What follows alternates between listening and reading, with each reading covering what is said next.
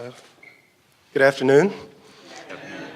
My name is Jordan Camp. I'm a postdoctoral research associate in the Center for African American Studies at Princeton University, and I'm honored and delighted to be the moderator on this panel on ideological struggle and the radical political imagination. Let me begin briefly by situating our session within the context of the conversations we'll be having over the next 2 days. From Black Marxism to his most recent study, Forgeries of Memory and Meaning, Cedric Robinson has examined how Black radical intellectuals, artists, and activists have offered bold counters to the common sense about the history of racial capitalism and of US imperialism. As a culture of liberation, Robinson argues, the tradition has been able to overcome geographical barriers and link with anti-imperialist and liberationist projects in Africa, Asia, the Americas, and Europe.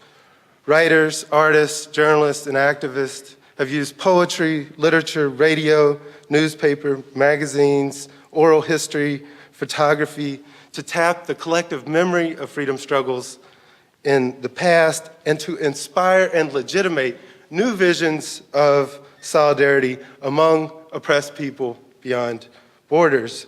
In doing so, they have done more than simply protest unjust material conditions brought about by the advances of capital. They have created counter-archives of the freedom dreams of aggrieved and insurgent peoples that go well beyond the territorial boundaries of US empire. While the radical political and economic demands of the long Black freedom struggle are rarely taken seriously in contemporary debates about alternatives to neoliberalism, their visions of freedom could have served as a viable alternative to the grim neoliberalism in which we live. They show how racism has come to be taken for granted as a justification for the relations of class power on one hand, and that hegemony is always subject to contestation on the other, provoking resistance and criticism that offers alternative definitions of reality. From the global movements to confront austerity and war, to mass struggles against water shutoffs in Detroit, to protest against racism and state violence in Ferguson, to the battles against broken windows and community policing in Los Angeles, to New York, London, and beyond, we have been witness to political and ideological struggles over the meaning of the material conditions that could have had alternative outcomes. The roots, I would argue, of a new society are located within the contradictions of the political economy of policing, prisons, and permanent war. This struggle requires political organization to fire the radical political imagination of the possibility of alternatives. This panel features journalists, historians, artists, and scholar activists whose work has illuminated radical histories and cultures of liberations that have sought to confront the conceits of a perverse racialism that is masqueraded as memory and meaning. In doing so, they show that alternative futures have been and continue to be possible. Let me briefly introduce our speakers. They will go in the order they're sitting here today, but I won't introduce them in that order.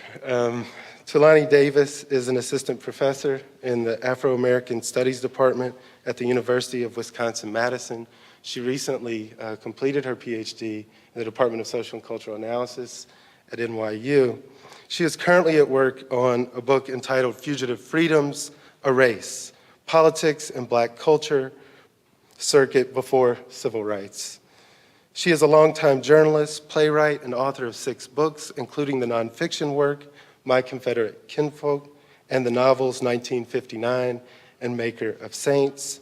She wrote the scripts for films including Paid in Full, as well as several award-winning PBS documentaries, including one I'm very fond of entitled W.B. Du Bois, A Biography in 4 Voices.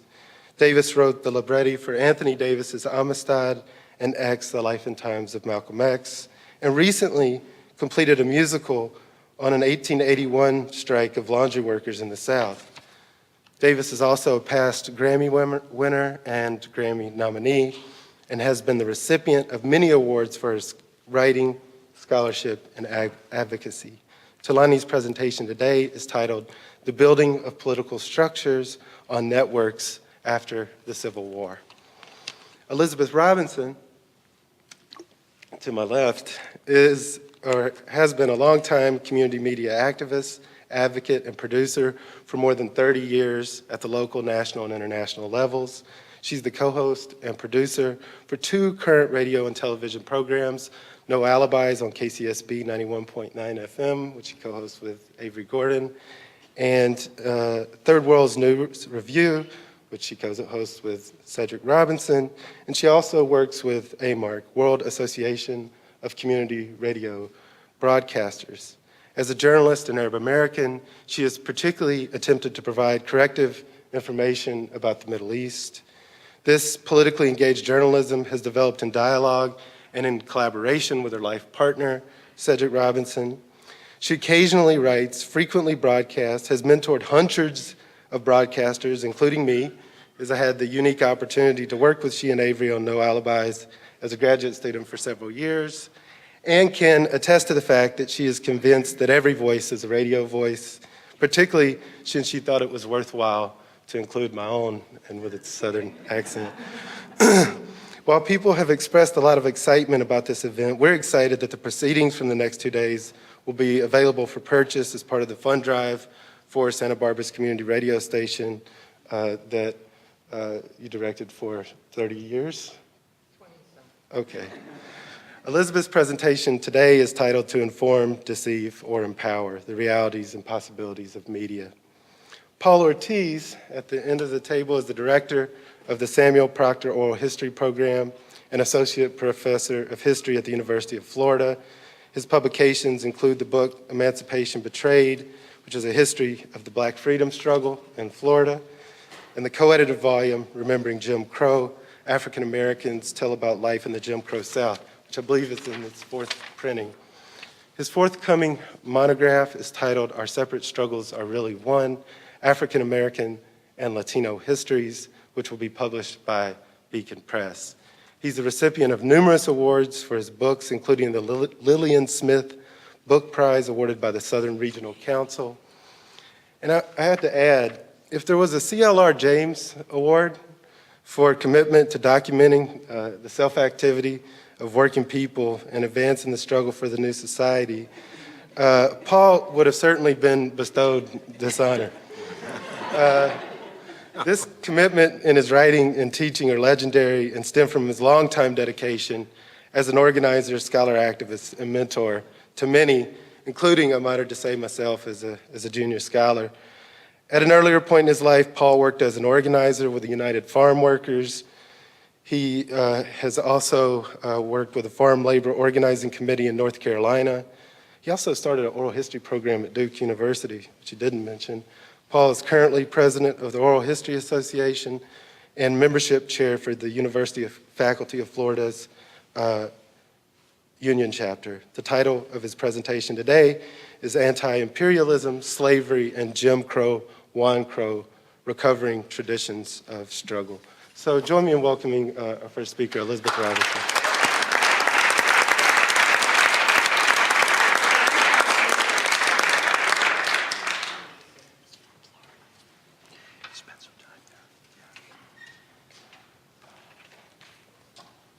Hello, everyone. I want, of course, to thank the institutions, but the people more than the institutions. Of course, Jordan, who I knew would embarrass me with whatever it was he did as an introduction, and Christina and Ruthie. I also have to say, it's always good for me to see somebody who wasn't acknowledged, but should be always, and that's Craig Gilmore, because he is my partner at these things when we say, we're not academics, you know, we're just, we do stuff, but we're not academics. So that's my caveat, I suppose, to begin with.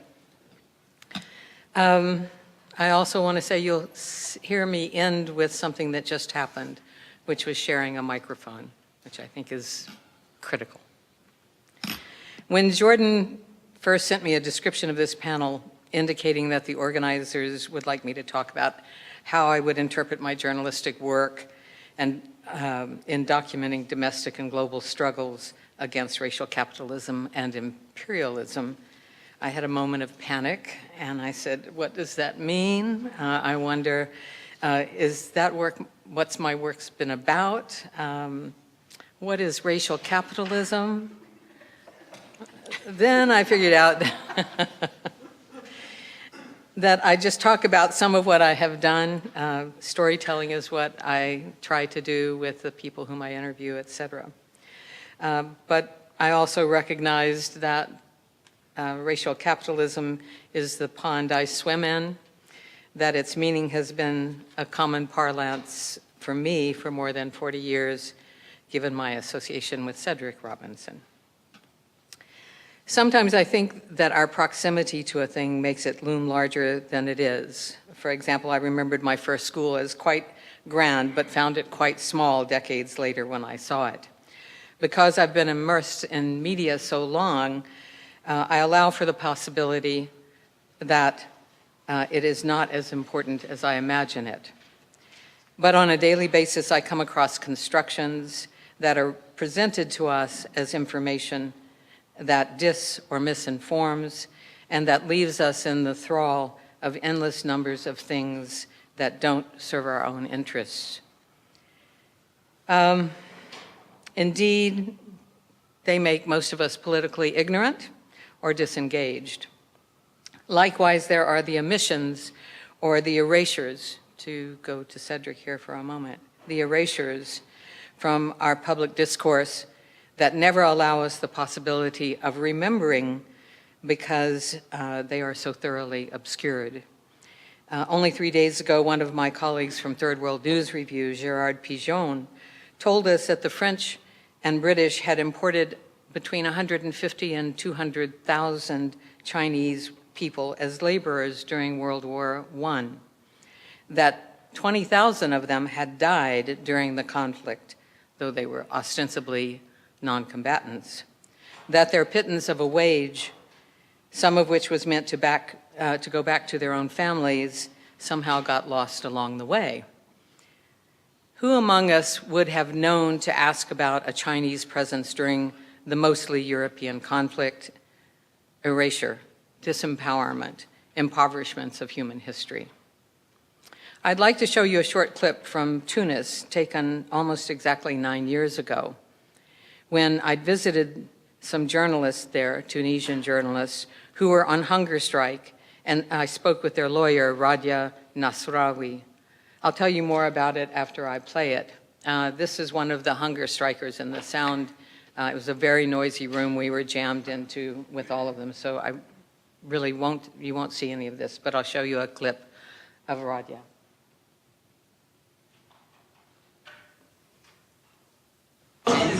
Thought that to start growth he had to deposit us from all our rights.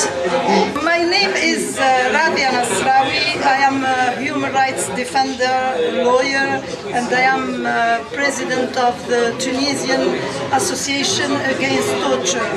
And I am a member of the OMCT, the International Organization Against Torture. So is that a problem in Tunisia? We don't hear about that, torture. You don't hear about torture? I think since Ben Ali is here, many people, many Tunisian citizens or Tunisian activists died because of torture in the Ministry of Interior and in police stations, in prisons. I have in my office many files of Tunisians who were victims of torture and who died, but we never can obtain that an inquiry is done to have to know whom has killed or tortured people. The policemen can be quiet. They are protected by the regime. They are protected by the justice. When you go to the court and you say my client has been tortured, they only put your file, your complaint in their office and they forget it. And I think the impunity is the reason why policemen are continuing torturing people in the police station, prisons, and everywhere, even in the street. Last week, they have beaten the president of the Tunisian League of Human Rights, a man who is more than 50, and a man who is respected, who is well known. If they can beat the president of the league, I think we can imagine what they can do to the other people. I'm just going to stop it there and say that Nasrawi, if you Google her and you find her, you'll find images of her with her face badly beaten and so on. So she put her body where her words are many times. I was in Tunis to attend the World Summit on the Information Society, an international telecommunications union series of meetings where governments and corporations were mapping out their plans for this new information society. This was 2005, I think. 2005. My colleagues and I were there to represent community media, to try to at least raise a peep from civil society, to argue that communication, not information, should be the cornerstone. When we arrived in Tunis, we were followed around by guys in cheap black suits and sunglasses who somehow knew we were coming. We were blocked from our meeting places, searched each time we entered our hotel, found our internet connections blocked, and in the case of a European colleague and a Tunisian one, beaten and arrested. A small group of Tunisian journalists had been hunger striking for more than a month for their own freedom to write, but also for many young people who had been imprisoned for using the internet. The photos you might have noticed above Nasrawi were of some of those young people. The first day of the meetings, we stood in line with several hundred journalists who had perhaps no knowledge or apparent interest in the repressive nature of the Ben Ali regime. The overthrow of Ben Ali would occur a few short years later, and they were probably surprised by it. However, our small international cohort decided to boycott the meetings, to call a press conference in an attempt to expose what was happening to our Tunisian colleagues. We had some success as we were joined by a Nobel Peace Laureate, the mayor of Rome, a human rights rapporteur, and others. But mostly the story was ignored by even many community media outlets. However, we provided a momentary disruption that helped to embolden the Tunisian journalists and a group of trade unionists to come out onto the street for their first openly public demonstration against the Ben Ali government in the participants' memory. Let's be very clear here. I'm not taking any credit for the Arab Spring. My point, rather, is that there are always people who are struggling to be heard, who have stories to tell, important ones if they are given an opportunity and a venue.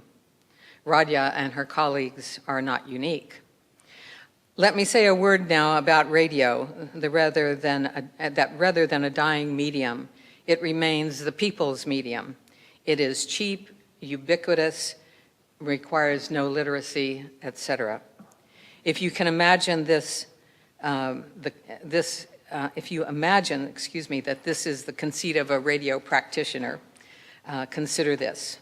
Last night, on MSNBC, there was a long interview with activist Eva Longoria about the coalition of Immokalee workers. They are a group residing in Florida, farm workers.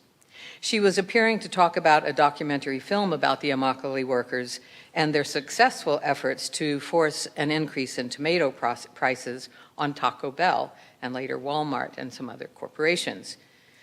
Hats off to Longoria, but a principal mechanism of the CIW's organizing was a low-power radio station, Radio Conciencia, which they put on the air in 2003. A mere 11 years later, their successful struggle, has been discovered by the liberal corporate media. Through my years in radio, I've had opportunities to interview amazing people. I've interviewed more than half of the people presenting at this conference and co-hosted with a couple of them, Jordan and Avery Gordon, who are both here. And while that has been richly rewarding, it is not my favorite part. Let me recount some of my most fulfilling moments engaging with people whose names you would not know. A woman from Zimbabwe, for example, shouting at a group of Western journalists, "What do you mean an information superhighway? We barely have dirt roads." A mother recounting her meeting with her son at Pelican Bay for the first time in 17 years.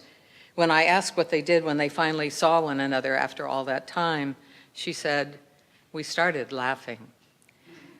A young man from Sierra Leone asking me as I conducted a workshop on interviewing, "What do you do when you're interviewing a former child soldier and someone calls and asks, 'Who is he?' because she thinks he's killed her son and she wants to come to the station and kill him." A fisherwoman, one of those audacious Texas women who tried to sink her shrimp boat to protest the environmental degradation of the Gulf of Mexico due to the willful neglect under the Bush government. A Palestinian man who lost his job as a nurse because he refused to abandon the children in his besieged camp. He has remained there in Nahr al-Bared, serving youth until now. And I should note that Nahr al-Bared is in Lebanon, not in the occupied territories or some other place. The depredations of that extend in so many ways. An Israeli girl, a refusenik, prepared to go to prison rather than serve the aggressive force that calls itself the Israeli Defense Forces. And of course, Radia Nasrawi, who, by the way, could be seen standing in a room celebrating with her country people after Ben Ali fled. There are many more people and there are issues as well. Avery Gordon and I have committed to covering Palestine regularly until some semblance of justice is obtained, and we have continued to do so. Likewise, we regularly focus on the horrendous prison system in this country and beyond. And again, hats off to Craig and Ruthie in this regard. We and our other co-hosts continue to shine a light on police violence, the depredations visited on immigrant communities, the destruction and destructiveness of our education systems, and as often as possible, we celebrate our people, cultures, and small victories. At the end of the day, I haven't made a dent in racial capitalism, but I hope that I have helped people find their voices and given them the means to be heard, at least for a brief moment. I should note that in the audience today, there may be a handful of students whom I've hoped to imbue with the same values. One of Amark's slogans through the years has been todos los voces, all the voices. An impossibility, of course, but at the very least, those of us who control the mics must remember to share them and thereby at least provide an alternative media vision, which in turn might provide a window on a better world. Thank you.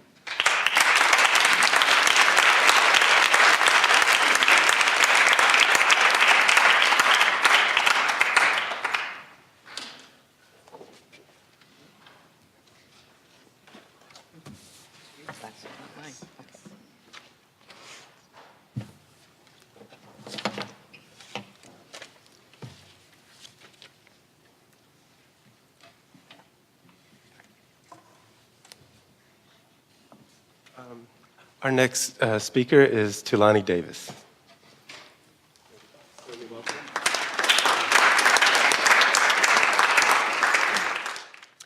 I'm going to read a page and a half, and then I'm going to show you those maps, images.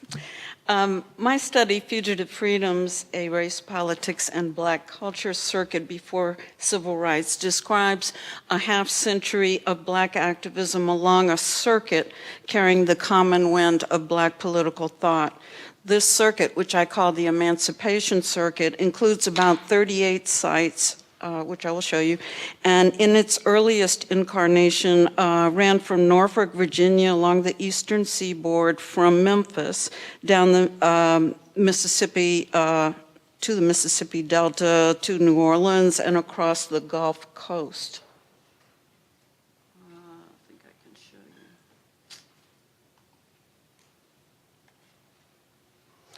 show you. This is what the early version of it would look like. I didn't connect all the sites. Oh, wow, okay.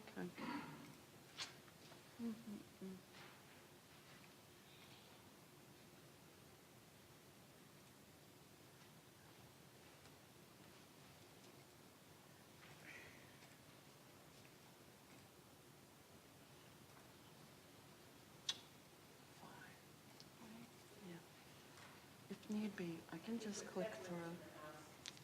Yeah, if there's any tech in the house, what we're seeing here is different than what we're seeing there. Okay. Just click on slideshow and I'll just click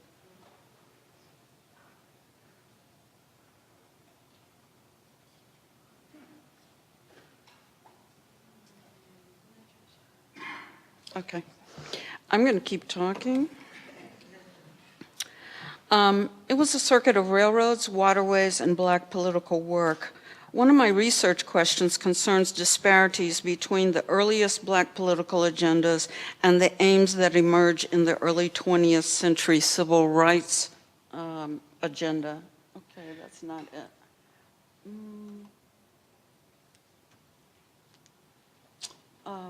If you just scroll with the Okay. up and down. Yeah, like that. okay. Oh dear. No.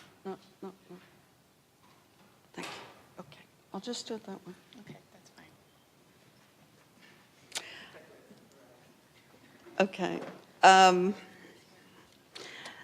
I was really nervous about this before we started, and I was like, I got to switch from paper to slides. I usually do one or the other, and then it all worked fine. Okay, so one of the questions I was asking is, if freed people who were mostly agricultural workers considered wages, labor conditions, and violence against them abiding concerns that drove them continually towards attaining autonomy, how did what we know as civil rights end up taking precedence? And also, how did freed people attempt to enact laws to expand the state to address their issues? So I am trying to show how geographically and through time, people built a kind of communications circuit and network really based on communications networks that existed in the slavery era and facilitated by the embargo that Lincoln did of the coast, which is what that image is that you're seeing. This is a cartoon version of what they wanted to accomplish, but Black people fled to those coasts. They fled to the Atlantic coast, to some degree to the Gulf, but also down the Mississippi to anywhere Union troops were. They built settlements, and this is the origin of community building among freed people that I'm writing about. It is also connected through time and geography to the tent shows of blues singers and the Garvey chapters that are built in the 20s. I just haven't done a map yet of the 20s version of how that circuit would look, but it's way more elaborate as you go through time. So I am saying that the Emancipation Circuit that emerged after the Civil War was a route for the circulation of ideas about citizenship, workers' demands, and violence, or cotton prices, political meetings, and tent shows, as well as evolving Black views on labor, gender, blues music, and the prospects for something better down the line. The archive I encountered suggested broadening my thinking on the legacy of freed people and raised questions about setting migration as a barrier between Northern and Southern history. I've skipped a part where I go into a lot of the histories of freed people end with, and then they went north. Most Black people stayed in the South. So what exactly happened after that and up until 1900? They built lots of movements, and I go through counties where I'll show the development of different movements in the same county up to 1900. So you'll see that there's labor movements. Labor movements are incredibly important to people having gained Black political representation. And then you'll find exoduster movements in the same county, or Liberian immigration movements, or one particular county may be really struggling to get Black teachers in the 1860s, 70s, 80s, 90s, or struggling about the vote. All of these things may have happened in all these places, but the documentation I have found thus far suggests that there is a kind of generational impact from those efforts of freed people. I think Paul's work also shows us the later ramifications of exactly that in Florida. The failed constitutional amendments and legislative bills put forward by freedmen reveal concerns with wages, barring violence in workplaces, reparations, gaining and then protecting the vote, support for children of women forced into concubinage during and after slavery, rights of women in property, and other issues that show an expansive, gender-conscious grasp of problems faced in Black communities. In the news were accounts of the 1887 Thibodeau massacre of sugar workers, Black folks in mixed race and mixed gender labor assemblies, fraternal lodges, and other secret societies of the same period had a similar pattern of admitting women or founding women's auxiliaries more quickly and more often than their white counterparts. The archives raised theoretical questions. Did freed people have a more encompassing sense of the political than institutional politics, broader than anything we later called civil rights? And then looking at the legal and commonly violent local barriers to redress. How did they theorize the making of politics? Not incidental to their efforts were attempts to plan for and respond to violence that commonly targeted organizers, new Black settlements, political meetings, and labor struggles. What was the discourse that led to the prevalent practice of self-defense and organizing to prevent lynching of individuals taken to jail, for instance? So those are the kind of questions I'm working with. And I'm going to show you some pictures. I made some maps of what I was studying. And I'm going to whisk through to a couple. These are maps based on, oh, you're not seeing them. Okay.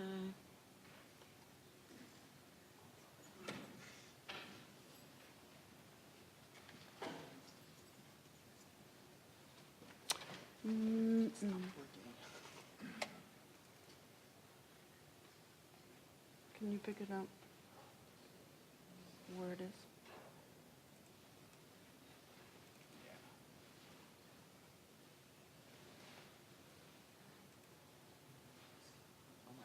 Are you just opening that? Because that's what I opened.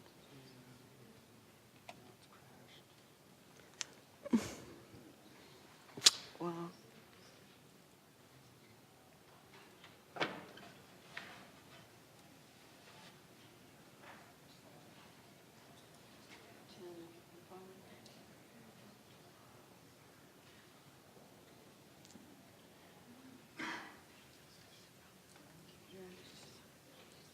I'm going to be able to move to the next one. This is a map Abraham Lincoln used during the Civil War showing the slave population.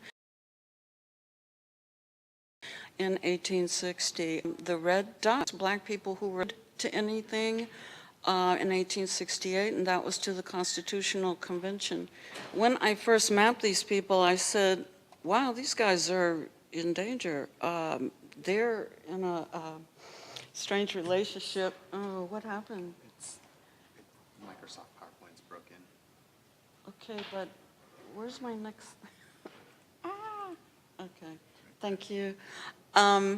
This made more sense. I put the railroads in. Black people in the middle of Georgia built, this is the circuit they built. It goes along this, this rail line. Down at the left-hand bottom corner, you will see that's Albany, Georgia, and Dougherty County, where there was a massacre. It remained a very dangerous place.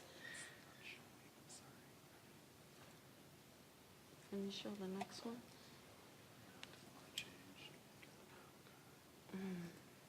So then I mapped what two black organizers did, and they couldn't use the trains. They went by horseback on 225 miles roughly each. Two AME ministers, Henry McNeil Turner and a Reverend Costin.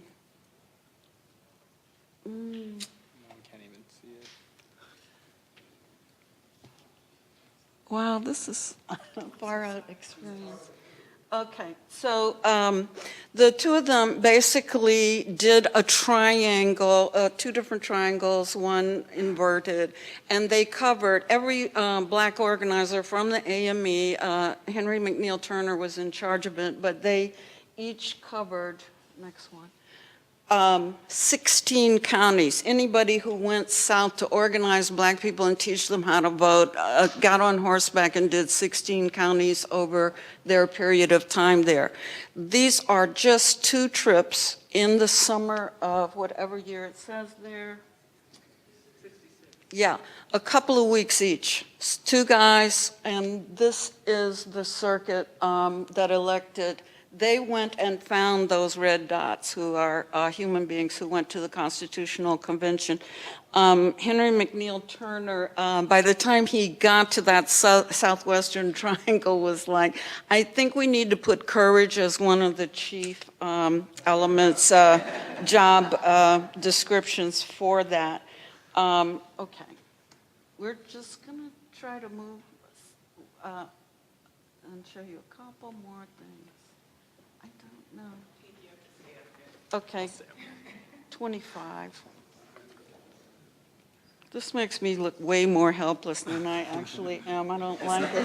It's not your fault. PowerPoint. Okay, we can stop there. That's good. That's good.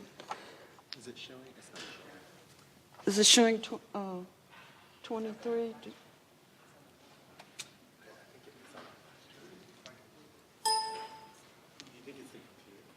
It's the PowerPoint. There we go. Okay, this is South Carolina. I'm going to show you Georgia, but I made these maps to show you the building of black political structures and their destruction. In South Carolina, they had black representation in all but two counties in 1868. You can see where the yellow is. That's where there was violence, and they succeeded in losing, I have to move to the next one, losing representation. Over time, those yellow, patches get bigger and bigger. In South Carolina, they get reduced to 2 counties by the end of the century. This is an unusual pattern. I'm going to, can you move to the next one? In Georgia, you can see what typically happens.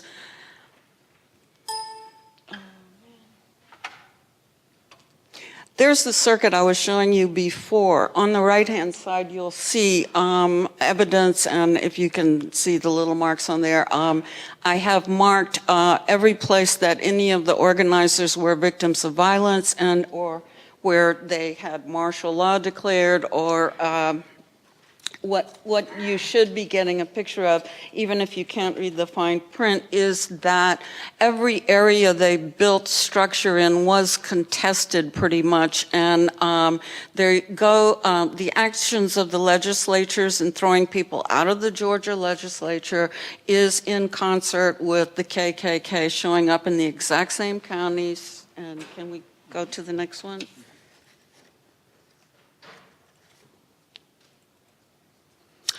And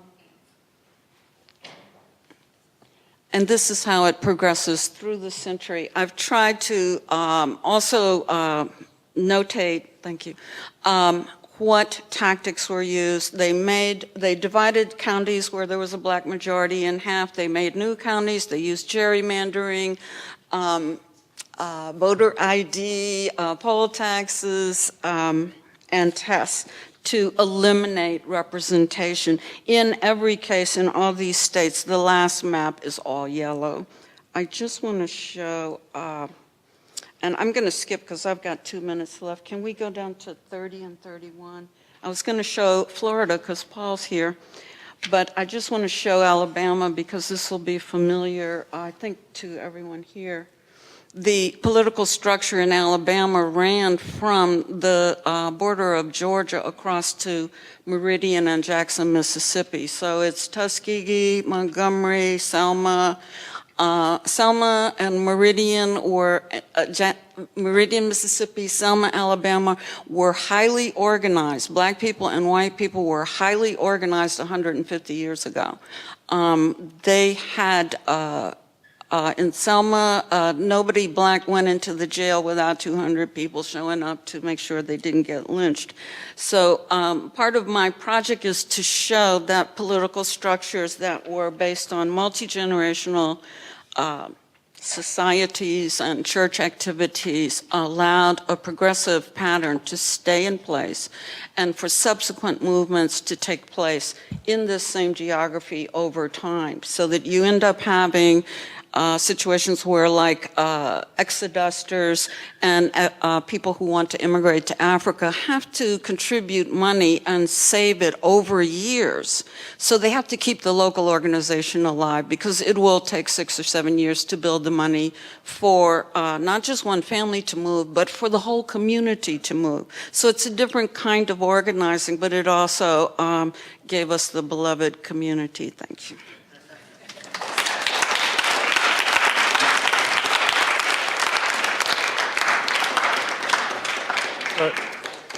Our last speaker is Paul Ortiz. Join me in welcoming.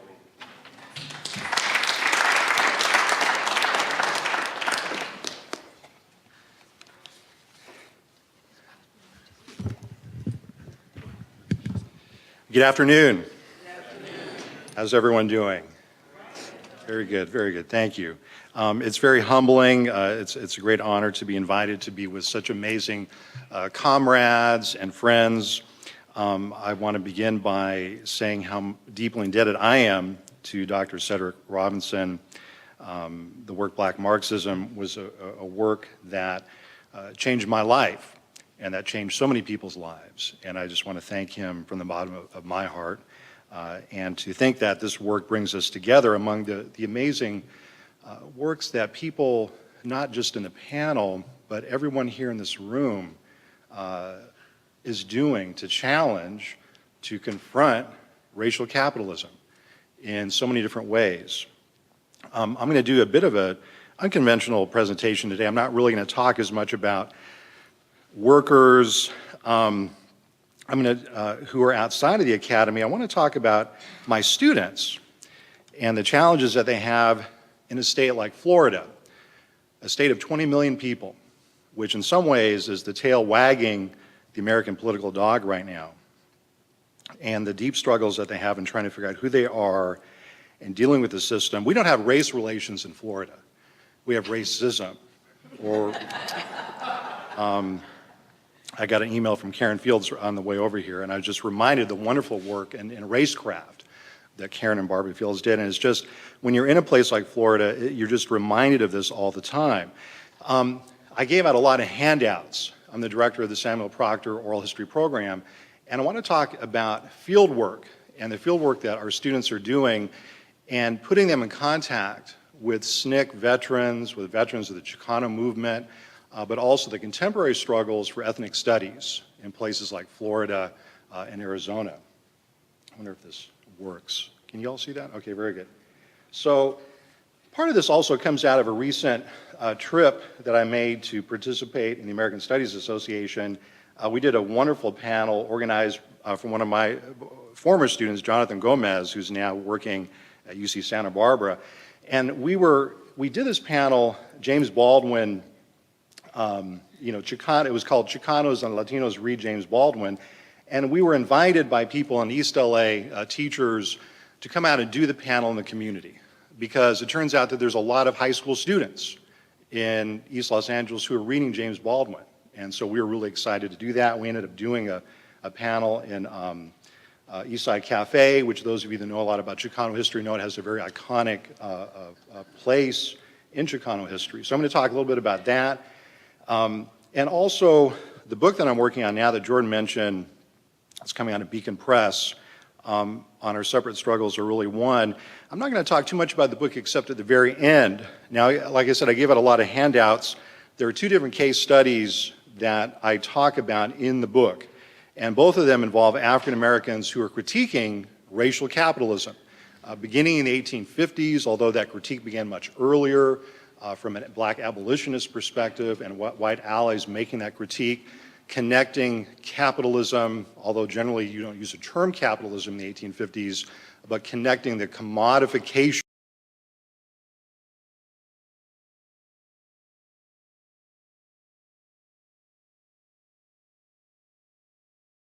of black labor and U.S. imperialism and slave abolitionists. California were critiquing that system as well. So I'll talk a little bit about that when I wrap up. I do have also a lot of slides. I'm going to go through them very quickly. When I returned from Los Angeles and I talked to my students, I'm teaching a Latino diaspora class right now, I show them all these slides of murals from El Sereno and other parts of Los Angeles, and they say, where's our tradition? Where's our mural tradition?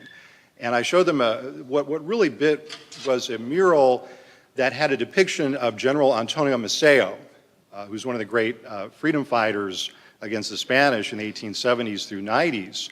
And they said, we don't even have this in Miami, but we do have Miami Heat murals. And the question that they have is, how do we create or recover a tradition of struggle which has been stolen from us? And it is stolen from us in a basic level. Elizabeth began by talking about the critique of schools. Our schools steal our people's histories from us. I didn't grow up learning about this history. Who will teach it, if not us?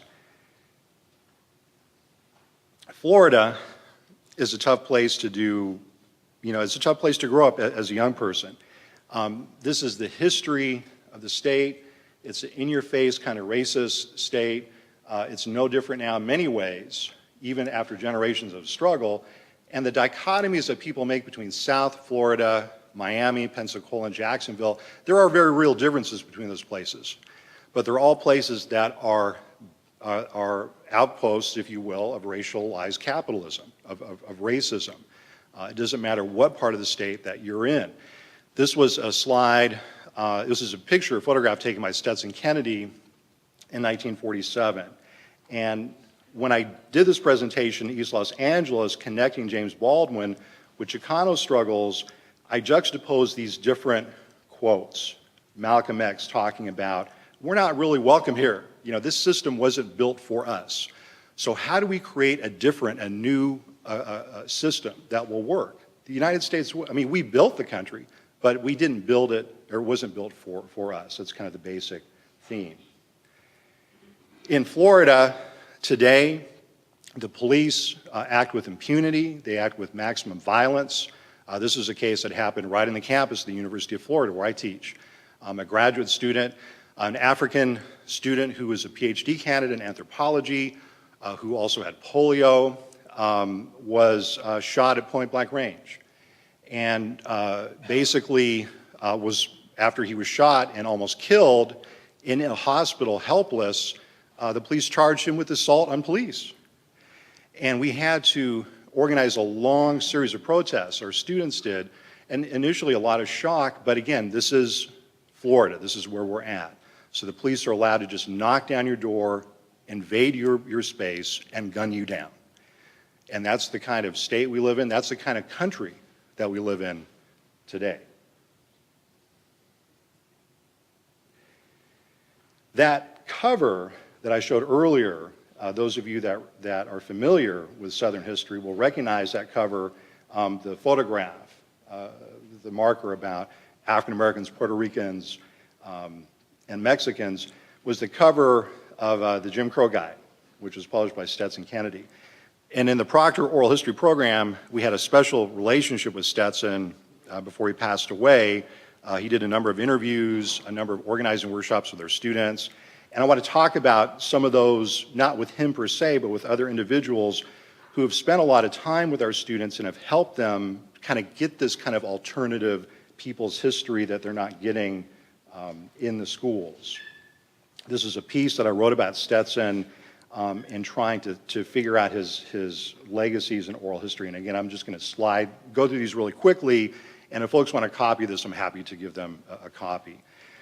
But one of the things we do a lot is put our students in direct contact with freedom fighters from different movements. Today I'm going to talk mainly about what we're doing in getting our students out and doing oral history field work. In this particular case, Attorney John Dew, was a really important civil rights attorney. Our students spent a lot of time with him, not just interviewing him, but just kind of hanging out with him and dreaming about what could be, using his work in 1963 in Macomb, Mississippi, to talk about what's happening now in terms of voter denial in the state of Florida. Because if you follow the news, voter suppression. Florida is ground zero for voter suppression. This has led to a number of different research projects that our students are doing interviews in. I handed out a copy of, a couple of things. One is a compilation of a booklet that our students have put together after 7 years of field work. By the way, please keep all that material. I can't take it back home with me, so you can have it. It's free, courtesy of the Proctor program. But when our students are interviewing freedom fighters, veterans of the civil rights movement from SNCC, from CORE, from SCLC, and other social movements, they're learning so much. They get inspired, they get disturbed, they hear tragedies, they hear triumphs, and it's a kind of a people's history, and they hear a lot of people talking about confronting racial capitalism, which I'll get to in a moment. That project, going to the Mississippi Delta, and we've been going there for 7 years now and interviewing civil rights movement veterans, has led into other projects. One is the Latino Diaspora Project. We're going to be going to, we've had students on the ground doing oral history field work with people in the ethnic studies movement in Tucson, which those of you familiar with that know it's been banned recently. I argued a few years ago in a piece that the banning of ethnic studies in Tucson Unified School District is connected to the anti-immigrant movement, which is really a movement not simply to cheapen Latino labor, to keep us disenfranchised, but also to go further. To keep us disenfranchised, you have to tell us we have no history. We have nothing to look back to. Why would we demand citizenship or power in the society if we have no past, no heritage, no legacy? And so in that piece, I connected the labor repression of immigrant workers with the banning of ethnic studies. And our students are really, I think, bearing that out. When we take our students to the Delta, we stop off and you have to think about, unfortunately, like Thulani, I don't have any maps. I should have had a map which takes you from Gainesville up north, you take a left turn, and you drive through a town called Tallahassee, Florida. It's our state capital. It's a really tough town. One of the amazing people that we always stop to talk with is Mrs. Laura Dixie, and you can see our students just hanging out with her. We're having lunch. They're going to interview her at a certain point, but she's a person who's who's been tremendously impactful on our students. She's one of the last living organizers who was a rank and file organizer with the Tallahassee bus boycott in 1956. She was the founding president, as I point out here, of the AFSCME Hospital Workers Union. She used to have to carry a knife to work to defend herself from abusive white supervisors. So she's a person that our students really take to and are very inspired by. Two of the students that I'll talk about here, this is Naila Summers on your left and Caroline Vickers on your right. And the summer after they did this work, Naila became one of the co-founders of the Dream Defenders, which organized, of course, initially in the wake of the murder of Trayvon Martin. Caroline Vickers, on the other side, went to law school, and her focus now is really on social justice law at Howard. And so interacting and being with these freedom fighters has had a big impact on these students' lives. Brianne Palmer here. Brianne is Georgetown University, Georgetown Law, and the types of law you're encouraged to go into in South Florida, where most of my students are from, you're not encouraged to go into public interest law. You're not encouraged to go into any kind of advocacy for human rights or environment or anything like that. And so when they spend time doing this field work, it really does change their lives. And it's also very inspirational for the movement veterans to know that people are still open-minded, that there's a lot of problems in the society, and that young people are trying to figure out what's going on. So the interactions that are taking place are very important. And when we get to Mississippi, I mean, I can teach people certain things in a classroom. I can prepare them, maybe. I can give them things to read. I can give them lectures. I can play tapes in class. But when we get there and the field teams start doing their work, I step back. I mean, that's the time for me to just kind of fade into the background. And that's the time where their learning begins. A few years ago, we brought Lawrence Guillot, who you know is one of the co-founders of the Mississippi Freedom Democratic Party, and again, simply put him in contact with high school students in the Mississippi Delta and our students. He did a 2-hour organizing workshop with our students. It was just amazing. And it was all about, you know, we can ask him historical questions about life in the 60s and the MFDP, but he wanted to talk to us about now. You know, what are you doing now? What are the issues confronting you? What are the social problems you're dealing with in Florida? Sometimes the place is kind of speaks for itself. This is the Emmett Till Museum, what will become the Emmett Till Museum in Glendora, Mississippi. It was profoundly moving. It has always been profoundly moving for our students to talk to members of the Till family who still live in Glendora, a town of just a very few hundred people. And for them to be there and to participate, and then again for the people in Glendora to see these people from Florida coming year after year after year, you know, people begin linking struggles, linking stories. It is all about storytelling. If you don't share your stories with people, you can't build any kind of movement, any kind of struggle. We do a lot of organizing workshops in between the interviews. This is one with Gwendolyn Zohar Simmons. Those of you familiar with the history of SNCC know she was the project director for SNCC at Laurel, a very tough place in Mississippi for a year and a half. She's also a professor at the University of Florida, so it's really a tremendous thing to have her. I'm just going to tool through some really quickly here. This is Genesis Laura. She's working here, did an interview with Alan Cooper, and she's a student who's actually leading the Tucson field trip. Those of you who have this handout here, you'll see the field trip participants. You'll see that almost all of these are first-generation students of color, like Genesis. She's from the DR. And the impact of this trip on her, in part, is her coming back and saying, let's organize a field trip to Tucson. Let's figure out what's happening down there. Let's learn about what young people are doing in terms of struggle. This gets us to the East LA, the James Baldwin piece, which I can talk more about in Q&A. But essentially it was connecting Baldwin with El Sereno now, and connecting Harlem. What I try to do is kind of ground with people around Harlem in the 1930s as a historian, what they're doing now, what they face in El Sereno, which obviously there's a lot of similarities in terms of over-policing, gang violence, the gentrification. You see the historical iconography here. Ruben Salazar, one of our great investigative journalists, gunned down by the LA Sheriff's Department. Again, it's a story that our students, I'm trying to teach our students in Florida as well. That's the interior of East Side Cafe. You actually see Donna Murch in the end who drove us around one night with Matt Cedillo, and it was real fun. She's been doing a lot of work in Ferguson. And these are just interior shots. But again, I guess I want to conclude on this point that basically we read Baldwin today to help us grapple with these questions. How do we survive with dignity in a society that clearly was not made for us? Baldwin's critique of innocence, of American exceptionalism, the fight against U.S. imperialism, and economic justice struggles. And the last slide I'll kind of end on is, well, two real quick, is in the book African American and Latino Histories, what I'm doing is I'm talking about something Du Bois said that he referenced as the government of American banks.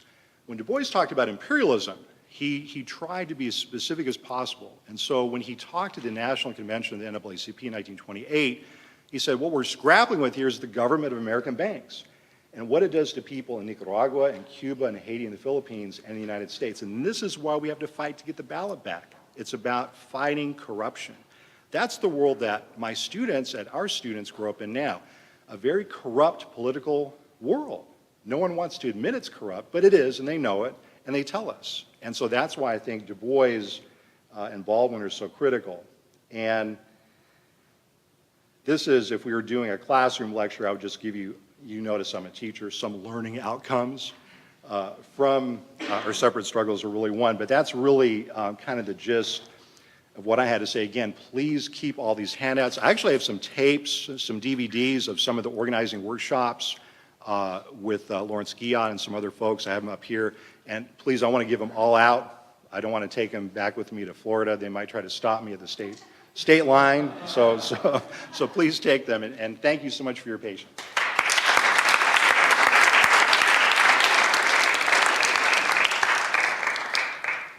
If I could ask the panelists to come back up, and thank you. I think, you know, each of these presentations kind of helps us, you know, reframe the role of ideology and of culture in anti-racist social movements. And in different ways, they help us grasp, I think, the stakes in the struggle in language, in the arts, and in media over the meaning of events. So I wanted to just present a couple questions, then I'll open it up so we'll have about a half hour to engage as a whole. But in an interview Tulani did a few years ago, she explained that being an artist is about listening.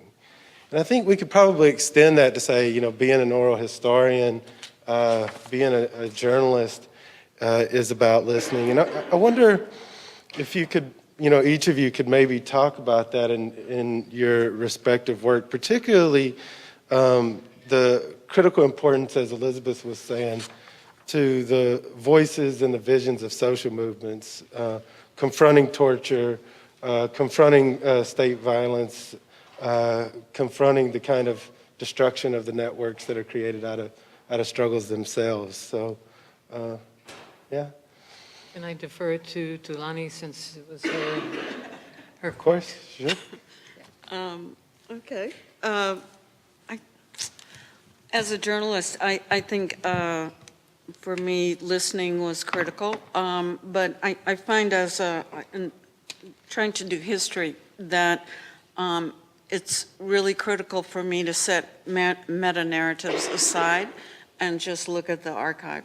I have what I call the 7 stations of the cross of Black history in my head from long ago, from decades. And what's in the archive suggests other things if you're not just looking for the 7 stations. So to me, it's a different kind of listening, or it's like looking with an open mind, and that was necessary. I came to this project because I was here at CUNY in 07, 08, doing a project on Ma Rainey, Bessie Smith, Alberta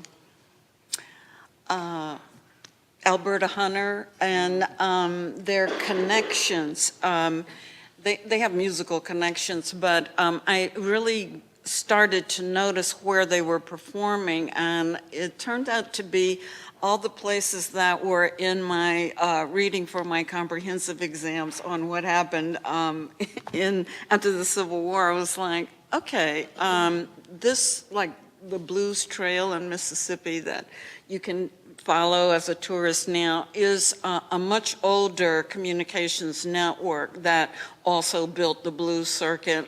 It built the Garvey chapters. It includes the places where the civil rights movement happened, but it was really built by building railroads after the Civil War. So for me, that's the kind of listening I do now. It's just like, see what it's saying and then try to figure out what that means later. Okay.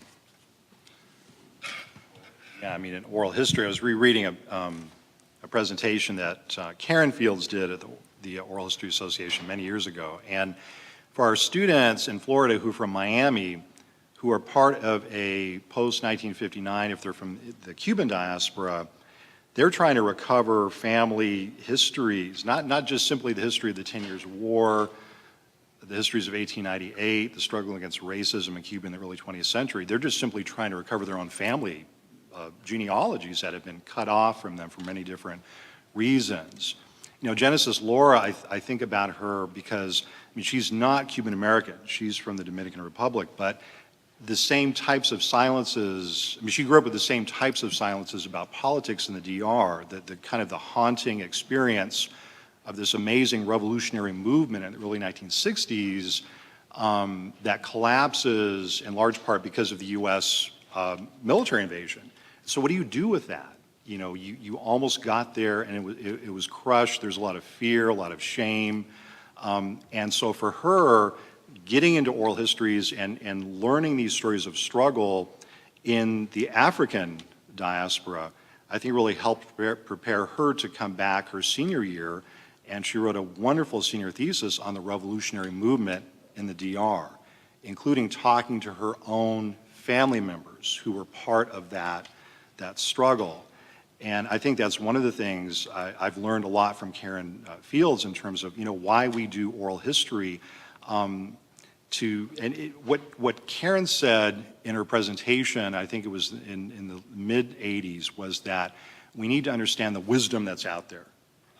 And we need to relate to people. Of course, she was working on a history of her grandmother at the time, which became Lemon Swamp. That book is so important. It's important to return to that work. For me, I guess it's been very, very important. But getting our students, helping them, and just sometimes telling them, yes, validating, yes, go and look at your family history. It's important, it matters. Especially in a place, people don't realize what a closed society a city like Miami can be. If you grow up in it, it's hard for me to explain it to you. These conversations that I have, I was talking to Dan Widener earlier, are some of our students, Cuban American students who worked in the Barack Obama campaign in '08, I mean, for them it was a revolutionary activity. And I try to explain to my friends in California and New York who were saying, well, you know, Barack Obama is going to sell out, all this. I said, no, you don't understand what it means, the tremendous hope and the fact that these students now are going to go on and become organizers in other struggles, which is what has happened.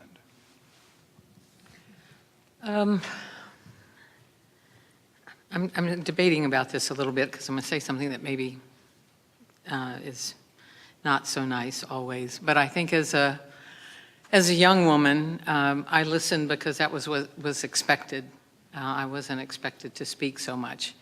And in the early days of my relationship with Cedric, we'd go places, and somebody going to grad school was a big deal to me. I didn't know anybody that had gone to grad school.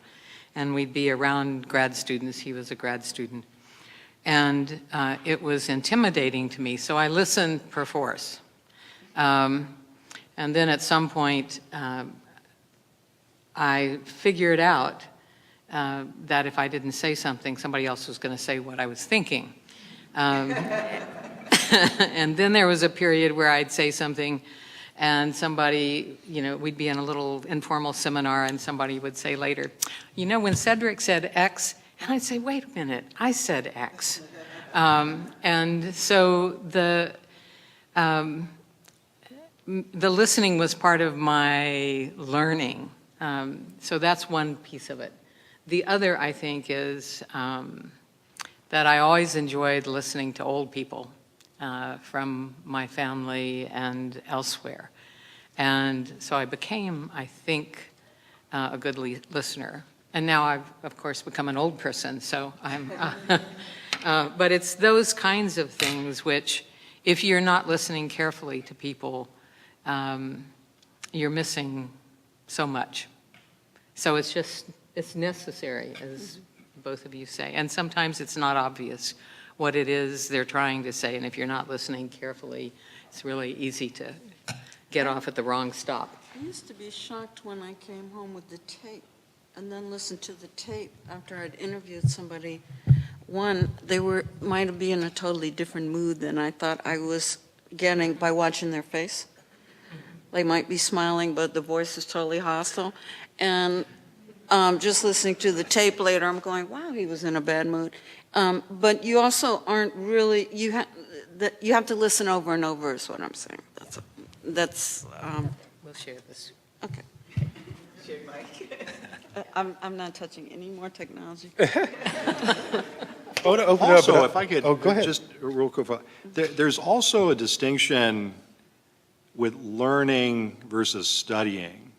And this is something we try to teach in oral history. You know, Alessandro Protelli has told us over and over again.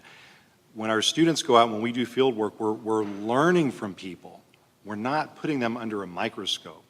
And again, if we're talking about building social movements and linkages between different locations, that's fundamental. And I think that's one of the reasons why there is a gap between, oftentimes, movements on campuses, and maybe why in recent years the college campus, university campus, in many cases has been marginal to broader social movements. I find it to be very, very interesting because we're not really listening to what's happening, you know. Well, I have a lot more to ask, but more importantly, you probably do. So I'd like to open it up if I can. And we have a mic here. Because we're being live streamed, we'd ask you to come to the mic to ask questions, but I'll walk around with this as well. So who will be brave and step forward first? Danny, let me bring you a mic, though. I don't want to step forward, but I can be brave. A set of circumstances present themselves. Good morning, everyone. I want to thank all of the panelists for really provocative comments. And the question I have, in listening, I was struck in that everybody spoke to a certain extent or another about multi-generational linkages within the context of particularly Black self-activity in the South. And I'm trying to get a sense of whether or not the antagonism that I perceive in a more contemporary moment within the broadly defined Black community around generational issues is new or not. I guess I don't want to presume that, you know, there weren't intergenerational conflicts at other moments. So I guess I want to hear people's thoughts about whether it's accurate to perceive a different level of communication and contact within generations today, and if that poses a problem for the kinds of organizing that people are speaking to, or if that's really an erroneous perception driven by my despair at the absence of an already existing mass social movement. I'll speak to the freed people. Those ministers I showed traveling around Georgia, on average, they were speaking to 3,000 people at a time. They are speaking to entire communities. One of the beauties of the process of having meetings, what I call a kind of holistic participatory democracy that freed people engaged in or devised for themselves, was that anyone could speak, children and women included. Many military people, like in the coastal towns, tried to tell freed men that freed women need to stay home, not come to the meeting. That didn't really work out. So in meetings in Richmond, you have women testifying to sexual assault by military, the same military people, Union soldiers who are stationed in Richmond, being thrown in the jail, gang raped, things like that. So you are also having women articulate issues that are otherwise not shared in public arenas in the 1860s, otherwise in this country. You don't have women getting up and saying they were made concubines earlier in life in a southern place. Anybody in the room probably could guess who the person was who had, had this woman enslaved. So I think they started out with a different need to all be in the same room. The needs were so dire, and the needs were so all-encompassing, from food, clothing, shelter, to having to set up a group of sentries to stay outside their tent city because Union soldiers came in there at night to steal blankets. So I feel like it's similar to what happened with the Southern Civil Rights Movement. Everybody had the same things at stake, so everybody had a voice. Did we change that in some way? Yes, I think we probably did. I mean, just to echo what Dr. Davis is saying is that, it's important to understand, and you mentioned in your comments, how sophisticated African-American political cultures were in the wake of emancipation. And I rarely have ever seen works, on a few occasions at least, certainly your work, and others in this room certainly, where people really understand what that means. The theft of citizenship from an entire group of people couldn't help but have an impact on the ways in which those people communicate with each other over a period of time. And I think that's something that we haven't come to grips with. We certainly haven't come to grips with that in the broader political culture. What did it mean to steal people's citizenship, not just once, but even if you went back to the 1830s in the North, these newly enfranchised African Americans in the wake of the American Revolution, a relatively small number, but still the targets of disenfranchisement campaigns. And what would that mean for kind of an internal coherence or a sense of heritage? And so there are a lot of broken linkages there. I think it's important not to, on the one hand, over-romanticize the level of community that people had back in those days, but at the same time, it's important not to forget the levels that they did, in fact, have. I think we need to think about technology, too, and how technology can sometimes, we have allowed sometimes technology to attenuate these ties of community. And we do little funny things like say, well, I don't know how to operate this new piece of equipment. A young person knows how to operate it, right? And which is often true, but at the same time, we've forgotten older ways of learning and wisdom that are quite important. Really quickly, I don't want to get started on social media and things like this because I find it problematic in a lot of ways in terms of disconnects for people, and certainly generationally, that's one of the things that happened, but maybe for me, the least problematic part, because I think it's atomizing in a lot of ways. So I know some of you use it beautifully, but it does concern me in terms of the difference between coming to a place together and crossing distances via the web. So that's, I guess, one of my thoughts. And the other is just in terms of those histories, those family histories, and working with high school students, which I did for a while, I would try to get them to go home and ask their parents. They were mostly Latino kids. And I said, go and ask your mother or your father or your grandparents to tell you their story. It was virtually impossible for them at that age because they were in some ways, going through teenage alienation from their parents or whatever, I guess, I don't know. But they were also, as first-generation kids, maybe embarrassed a little bit about that history of their families. I don't know what it was all about, but it was really difficult to get them to valorize those older generations at that point. Most of us don't really get there until it's too late to be able to talk to the people we want to talk to. I just would add, though, I think for a lot of us in the room, multi-generational participation was enforced by patriarchy. So, I mean, you had to go, you had to be there. You didn't know you were being taught skills that you would use in life. I was doing voter registration at 11, not because I woke up one morning and said, I need to know how to register people to vote, even though I am too young to vote. But when I got to Columbia in the 60s, all of the black students there knew how to organize. So what did? We took over a building. And it was easy because we already had organizing skills. And my students now, they don't really have that experience with how to make their voices heard in a group.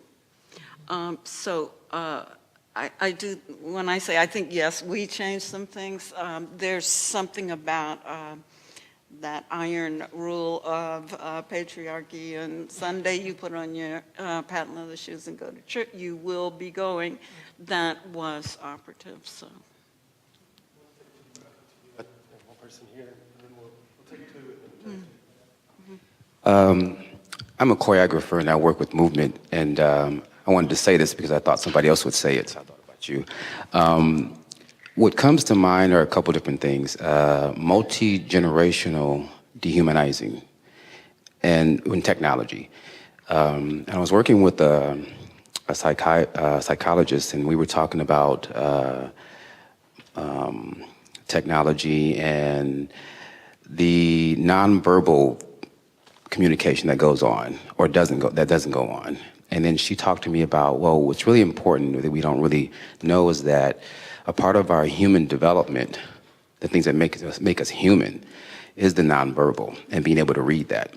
And so when we talk about technology and a generation that is so addicted to technology, then we're talking about another generation that's being dehumanized, maybe. I don't know. But I see this because we don't do these physical things to read in between the lines, because the words are, not as descriptive. So I just wanted to speak to that.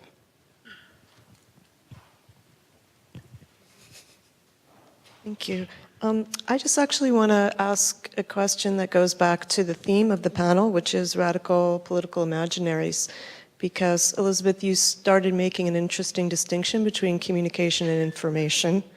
I know what you mean by that, but, and Tulani, I like the idea that we would replace the 7 stations of the cross with some kind of new circuits. And so I just wondered if people might say a little bit about what you see now as the most necessary or promising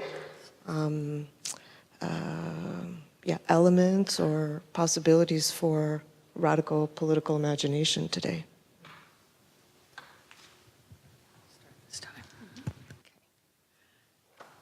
I agree with you. I mean, I don't know how to move the way I used to when I was younger, certainly. I mean, just because there's so much that we do that's stationary. And just the gesture that you made in terms of talking about moving, it speaks in ways that I think we lose. I mean, I know that people post a lot of things, including old video and things like that of musicians that otherwise we wouldn't see, et cetera. But there's that coming together that I think is just really important. So I agree with you. In relation to Avery's question and my comment, communication versus information, to go back to the WSIS, the World Summit on the Information Society, and all of that, or to go to NPR or PBS. I mean, the point is to distribute information to you, or to distribute culture or whatever. But there is not an understanding of it as a two-way or a multi-way conduit. That's information. Maybe a superhighway or a dirt road, I don't know. But communication implies exchanges. And those are the things that I think are critical in terms of being able to organize and imagine a way forward for me. In terms of what those ways forward are, I think for me, one of the first things is to heighten people's criticality of what they're consuming all the time. That's not enough, however, because some of us never learn how to stop criticizing and start doing something. But maybe it's because of people I've encountered just even in the last month. I am struck by the depth of the thought of some of the young people that I've encountered. Younger academicians, younger people who are outside the academy, et cetera. So it seems to me that in some ways we're at a cusp, and I don't know what to do beside encourage that, because I think it's become, more and more repressive, and, the repressiveness maybe is what will, necessitate action for people who either haven't been active or don't know exactly how to be active. I don't know if that's an answer to your question. I mean, how do you take on a corporation? How do you get a corporation to change its behavior? That seems to be a critical building block. If you're talking about confronting racial capitalism, we have to teach each other, well, how do we deal with these fundamental units of capitalism? Elizabeth mentioned earlier this new film, The Coalition of Immokalee Workers. We premiered that film in Gainesville just 2 nights ago. And the wonderful thing about that film is, well, Ava Longoria is great and everything, but she's not really the wonderful thing about the film. The wonderful thing about the film, it shows a fairly recent struggle, that is the Coalition of Immokalee Workers struggle, forcing corporations to change their behaviors. Again, it's not a revolutionary activity, but forcing them to pay a penny per pound more for tomatoes. Imagine that. The reason that's important is that it's had a real impact in the lives of workers in the tomato harvest. It could be the difference between earning $13,000 per year and $16,000 per year. That's an enormous difference for a person that works in migrant labor in South Florida. And the film shows the CIW's trajectory and what they borrowed from the United Farm Workers, what they took from that, the 60s struggles. It talks about racialized capitalism in agriculture. It never uses the term, but Eric Schlosser and others say, well, isn't this interesting that so many of these generations of workers have been people of color? And it's not the whole thing again, and it shows the anti kind of Taco Bell campaign, the McDonald's campaign, the Burger King campaign, and it's showing to an audience of people who begin to think, well, maybe it is possible to win a struggle, because it's happening. I think it's right. And radio is played as, I just want to magnify again, or just kind of echo what you're saying, Elizabeth, about the importance of radio. People are rediscovering radio in part because of web-based radio, but also low-power stations play a key role in these movements. I think one thing that's real important is to foster the use of the imagination. I work across a lot of genres, but one side of my brain actually feeds the other. Each interest really assists the other in either building structures or having new ideas. So I really feel like young people of any generation know how to reach their peers, and they know what their barriers are, what the barriers are for them. That's the place to begin. It's like when the incidents in Ferguson started unfolding and unfolding, I was like, where are the usual suspects?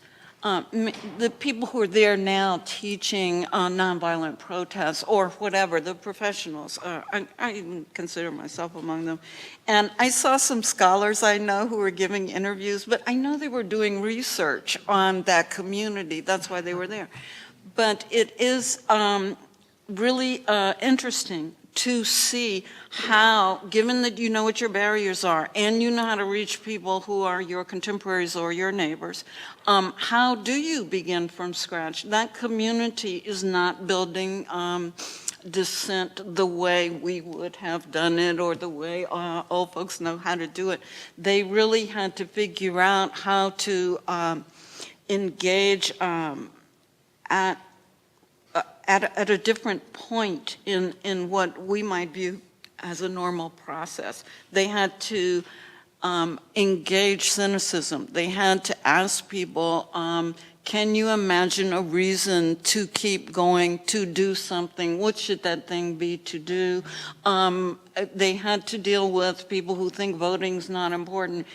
So for me, it's like something very, very important that's going on, because it is speaking to us about communities who are not already prepped for organizing, and we have so many thousands of communities that are Ferguson, that it's really important for all of us to understand what's happening there, to learn something from it, to amplify it where we are, and also to see, isn't this how it always is? Did Friedman know anything about organizing mass rallies and making sure there were 200 guys with rifles on the peripheries? No, they had to learn it the hard way. So for me, if we look at our roots in people who were the most incredibly mobilized generation we've ever had, even including the 60s, freed people, mobilized people in 11 states for a sustained period of time, 10 years. They could get a crowd out for whatever it was. They got a crowd out for Souls to the Polls, where people were going to get shot for exercising the vote. So for me, we have not had generations of people who were prepared and taught organizing, but people who learned to improvise. So for me, it's like to strengthen young people to have faith in their imagination, the connections they make between things that we might not get off on first hearing, and also then to share whatever wisdom the elders have, but after the elders have been listening. Because I really do think we are relearning communicating. When we stop listening and get ready to talk, we have to be relearning that. So there's a young man sitting here who saw a couple of my maps and said, could you make the captions bigger? And I was like, yes, I could do that. Because I could make the maps an experience by themselves. So I think I didn't know exactly what it meant to him, but it didn't matter, because I'm trying to learn to communicate. So yeah, I think fostering the thing we don't understand, human imagination, helps. Hi. I'm really struggling with what it means to be a black, what is a black radical tradition today, primarily in terms of how most folks, just within the black community even, let alone outside of it, would see or would think of the notion of a black radical tradition. I think we've gotten to the point where wearing a button and attending a march could easily be perceived as being a black radical, and that button might simply say, hands up, and the march might simply be, simply, quote unquote, be against police abuse and for a civilian review board. And that notion is radical in many people, simply because one is standing up and organizing and protesting and calling for the end to something which is just so extreme. But as we know, that's not fundamentally radical. And I mean, yes and no. It is in the sense that in a place like Ferguson, it's the first time folks are organizing and just the process itself in a long time. But I'm very curious with the very unique historians who are here today to hear what you're finding, if you're doing contemporary research, among the folk, not just among the institutional sort of elite that we talk about, but the unique historical work that you do in churches, in civic groups, in youth groups. Are black folks talking about something that is deeper than just the right to stay alive and not be imprisoned? Is there a connection, not just superficially, but a connection, a critique and a plan of action linking to the deeper issues? Because it seems like there is just such a absence of that deeper critique and the linkages of those issues. So I just wonder what folks are finding. Let me take one more question and then. Okay. Thank you all for your work. As you guys were speaking, and Paul, you kind of answered this already, I started to think about the connection of oral histories and emancipation at the present.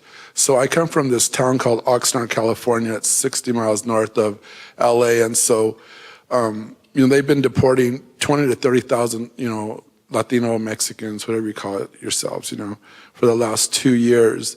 And so we've been getting stories from people in my community, and it's, I really connect it to modern day convict leasing, right? Because they're being shipped to Tacoma. There's 30,000 people that are working in these. And so my question is how do we create, and this is just a radical Chicano imagination, right? Where we have this instant oral histories that are able to be created to bring attention to this massive oppression that's been taking place. Well, I think these two questions are linked together.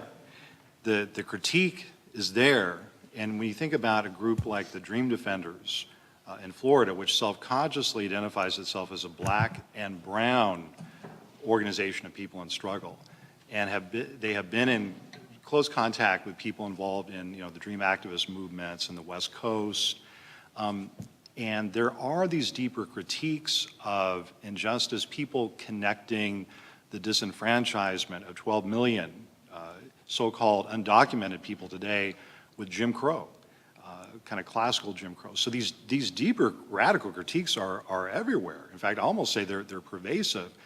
Can people act on them, though? That's the question. In Tallahassee, many of you remember just a couple summers ago, the Dream Defenders, this is the first time that our governor was actually driven out of the Capitol. Once those students sat in the state Capitol in Tallahassee, all of a sudden our Tea Party governor became a world traveler. He was terrified. He not only left Tallahassee, he left the state of Florida because you had this group of students who sat in and they just wouldn't leave. They did have some elders come and say, you've done a really good job, you're here for a day, you made your point, now let us take over. They were very respectful. They said, thank you for your input, wise elder from the 1960s, but we're gonna stay, And so I think that these critiques are everywhere. The thing we have to understand, though, is how, I want to return to this question of corruption. We live in a pervasively corrupt political and economic society where corruption is, kind of borrow an old Graham Parker song, it's from the bottom to the top. And we have to understand that the young people coming up now, kids, I can remember, I guess, my first awareness of this was in 4th grade. I thought, wow, what? But I grew up in a military town, I grew up in a shipyard town. So the advantage that we had was knowing right away that we were the ones who were kind of the soldiers of empire, that we would always be sent out. 3 generations of Ortiz men, we all ended up in the military, we all ended up in these weird kind of foreign imperial projects. It doesn't always, though, lead to political action if you have a radical, even if you have an understanding about what's happening and how corrupt your society is. It can lead to cynicism. It can lead to despair. And how do we work away from that is a question.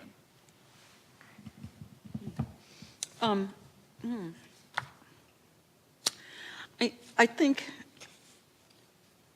you're right to stay alive, to walk down a street in the city without being shot by a policeman doesn't require a lot of analysis, and it is a radical thought in a sense that you should be able to walk down the street. I do think it is part of what has always mobilized people, something that's very easy to understand. Do you have a right to survive in this culture? And so maybe what we're saying is someone providing or introducing us to an additional analysis about how to contend with that? And there, I think Black radical tradition is a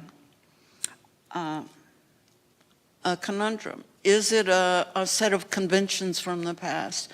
Or does it have life? I think that's what you're asking, right? Does it have applicability right now and a pulse?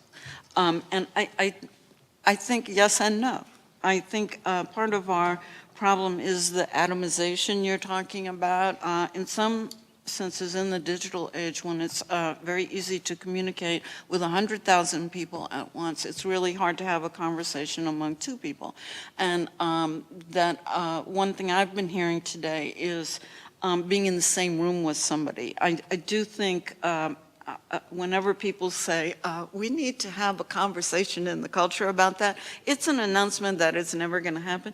So it's like, we do need to be in rooms where there's dialogue, and a lot of them are gone. So a lot of the venues for work where Black people worked and possibly might have joined a union, those are gone. Those factories in Fort Greene, they're gone. So there are people who are in a room together in that neighborhood when they go to vote. But what happens before then? Are they in a room together having this discussion? What's their analysis of the condition right now? So I think a lot of the institutions that we had are very challenged right now. And I would say really we need to think about, I'm a theater person, and I know incredible things happen to people's minds if they're in a dark room watching something together. Total enemies can be in the same room, and if they have the impression that all sides will be spoken for on that stage while the lights are out, they're fine with that. We know how to do that in this culture. We know how to have that conversation. So I think more rooms, more situations for us humans to feel what people are saying when they talk about the suffering they would like to work against. So Elizabeth, and then we have time for one more question from Robin. I will try to be short because I'm not going to answer what the Black radical tradition is. Hang around for a couple days. I'm sure there will be some answers for that. The only thing that I would say is, following on what Paul was saying, I'm sure that the Black radical tradition is a much broader frame than it was 30 years ago. Black and brown and various other ethnic groups, whether we call them people of color or whatever, there is a different frame, and I think that immediately allows for some different possibilities. The oral history, I think, is really important, and getting to it is not always easy because of the kinds of barriers that Daniel was asking about earlier. But I'm also want to say that we have to really be clear that we're not going to look inside the academy for all of this. And for example, I've been working a little bit with a Mistec group in Oxnard who have gotten a low-power radio license for themselves, who have been alienated from the Latino community or the Chicano community, the Mexicano-Chicano community, who are contemptuous of them as Oaxaquitos, little people, little brown people. But they know why they want a radio station, and they know why having radio in their language rather than in a colonial language, be it English or Spanish, is important. So those little pockets of, I don't know, recognition, whatever, I think are really important. And that's something to look for. I'll try to be brief. So much. This is a wonderful panel.